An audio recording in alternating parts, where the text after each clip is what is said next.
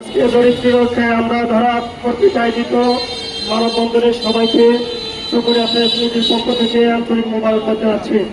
প্রিয় উপস্থিতি, আজকাল দেখা যাচ্ছে অনেক স্বেচ্ছাসেবী সংগঠন এখানে অংশগ্রহণ করেছে।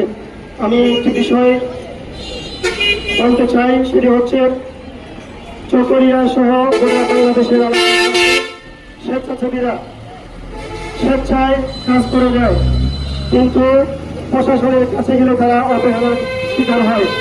আমরা আজকে এই দরিদ্র রক্ষা সংগঠনের প্ল্যাটফর্ম থেকে আমরা প্রশাসনকে জানাই, আন্তরিক প্রশাসনের কাছে আমরা দাবি জানাই, সেটি হচ্ছে যে স্বেচ্ছাসেবী সংগঠনগুলো আছে তাদের মাধ্যমে যে উন্নয়ন কর্মকাণ্ডগুলো হয় সারা দেশে, সেই উন্নয়ন কর্মকাণ্ডে স্বেচ্ছাসেবী সংগঠনকে অংশগ্রহণ করার।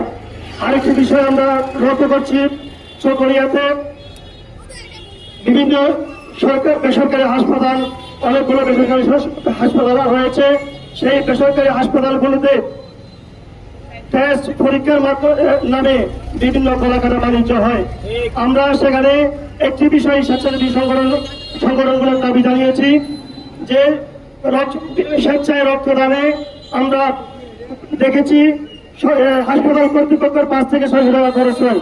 সেখানে আমরা দেখেছি বিভিন্ন হাসপাতাল 2000-3000 টাকা পর্যন্ত একটি পরীক্ষার এই স্বেচ্ছাসেবী রক্তদানের খরচ করে নিয়ে নেয়। আমরা সিভিল সার্জন মহোদয়, চকরিয়া উপজেলা স্বাস্থ্য কর্মকর্তার কাছে আমরা জানতে চাই, এই চকরিয়া বেসরকারি হাসপাতালে এত নৈরাজ্য কেন?